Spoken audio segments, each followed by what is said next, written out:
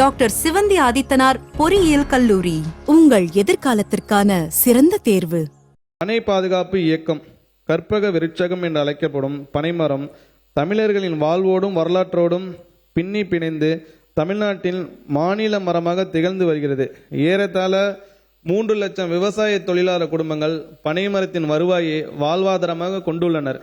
பனைமரங்களின் பாதுகாப்பை உறுதி செய்து பனை மற்றும் பனை பொருட்கள் உற்பத்தியை ஊக்குவிக்க அரசின் தொலைநோக்கு திட்டத்தின்படி 2026-27 ஆண்டு முதல் பனை பாதுகாப்பு இயக்கம் தொடர்ந்து செயல்படுத்தப்படும்.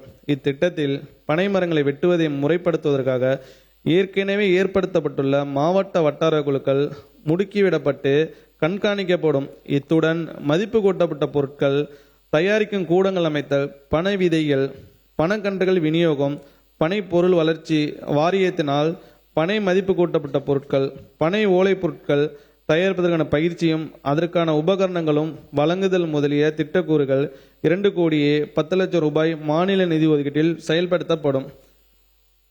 இது தவிர தூத்துக்குடி மாவட்டம் கிள்ளிகுளம் பனை ஆராய்ச்சி நிலையத்தில் குட்டை பனை, விரைவில் காய்ப்புக்கு வரும் பனை தொடர்பாக மேற்கொள்ளப்பட்டு வரும் ஆராய்ச்சிகள் துரிதப்படுத்தப்பட்டு அவற்றின் பலன்கள் விவசாயிகளின் பயன்பாட்டுக்கு விரைவில் கொண்டு சேர்க்கப்படும்.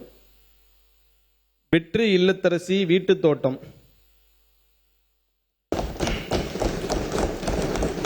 வீட்டு தோட்டங்களில் ரசாயன உரங்களை பயன்படுத்தாமல் இயற்கை உரங்களை பயன்படுத்தி நச்சுத்தன்மையற்ற பழங்களும் காய்கறிகளும் உற்பத்தி செய்யப்படுவதால் ஊட்டச்சத்து பாதுகாப்பு உறுதிப்படுத்துவதுடன் சுற்றுச்சூழல் மாசுபடுவதும் குறைகிறது. எனவே நகர்ப்புறங்களில் அமைந்துள்ள அடுக்குமாடி குடியிருப்புகளிலும் கிராமப்புறங்களில் வீட்டை சுற்றியுள்ள நிலப்பகுதிகளிலும் செடி வளர்ப்பு பைகளுடன் கூடிய தொகுப்புகள், செங்குத்து தோட்டம் மற்றும் நீரியல் தோட்டம் ஆகிய அமைப்புகளில் காய்கறிகள், பழங்கள், மூலிகை செடிகள் போன்றவற்றை வளர்த்து மனமலர்ச்சியையும் நலமான சூழலையும் ஏற்படுத்த வெற்றி இல்லத்தரசி வீட்டு தோட்ட திட்டம் நடப்பாண்டில் 10 கோடி ரூபாய் மாநில நிதியிலிருந்து செயல்படுத்தப்படும். தமிழ்நாடு தளிர்கீரைகள் திட்டம்.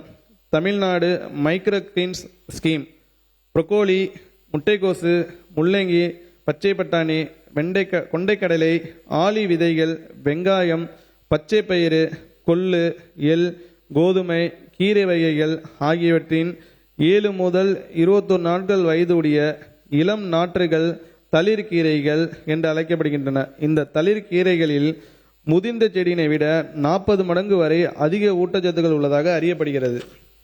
எனவே புதிய முயற்சியாக பொதுமக்களிடையே தளிர்கீரைகள் வளர்ப்பினை ஊக்குவிக்கும் வகையில் விதைகள், விதை வளர்ப்பு தட்டுகள், தென்னை நார் கட்டிகள், நீர் தெளிப்பு கருவி, வழிமுறை கையேடு ஆகியவற்றை உள்ளடக்கிய 20,000 தளிர்கீரை தொகுப்புகள் சென்னை, கோயம்புத்தூர், திருச்சி போன்ற முக்கிய நகர்ப்புற பகுதிகளில் விநியோகம் செய்யப்படும். இதற்கென 2026-27 ஆண்டில் 1,20,00,000 ரூபாய் மாநில நிதி ஒதுக்கீடு செய்யப்படும். தோட்டக்கலை பயிர்களின் உற்பத்தியை உயர்த்த உயர் தொழில்நுட்ப சாகுபடி முறைகளை ஊக்குவித்தல்,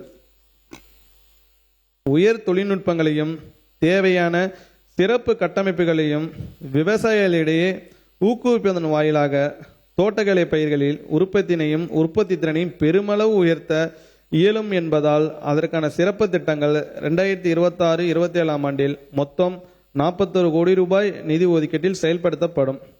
சாமந்தி மலர் சாகுபடியில் பருவநிலை மாறும் காலங்களில் சூரிய ஒளி பெறும் கால அளவு பகற்பொழுது மாறுபடுவதால் சாமந்தி உற்பத்தியும் அதற்கேற்ப மாறுபடுகிறது.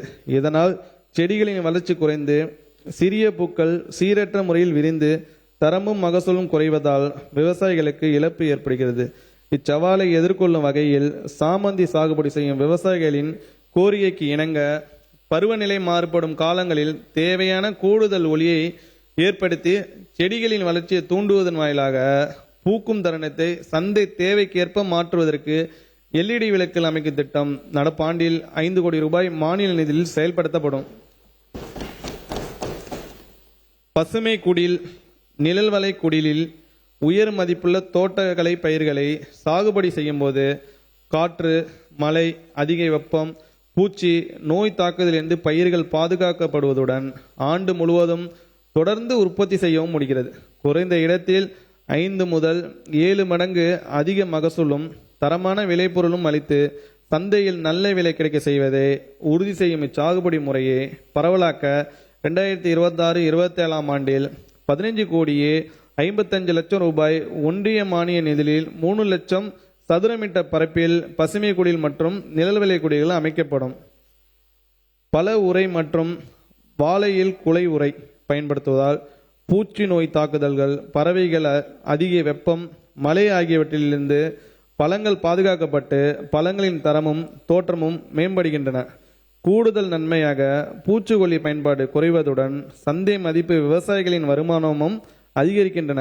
எனவே விவசாயிகளின் கோரிக்கையின் அடிப்படையில் 2026-27 ஆண்டில் 2500 ஏக்கரில் சாகுபடி செய்யப்படும் மா, கொய்யா போன்ற பல பயிர்களுக்கு பல உரையும் வாழைக்கு குல உரையும் 2 கோடியே 50 லட்சம் ரூபாய் நிதியில் வழங்கப்படும்.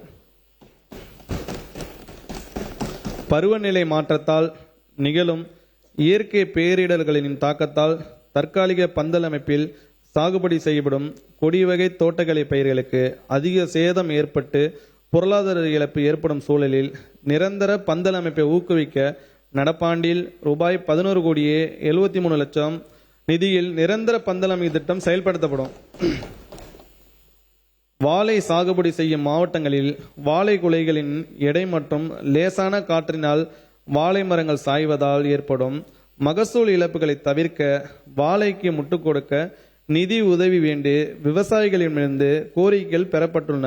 இதன் அடிப்படையில் 2026-27 ஆண்டில் 6 கோடியே 25 லட்சம் ரூபாய் நிதி ஒதுக்கீட்டில் 6175 ஏக்கரில் வாழைக்கு முட்டுக் கொடுத்தல் திட்டம் செயல்படுத்தப்படும்.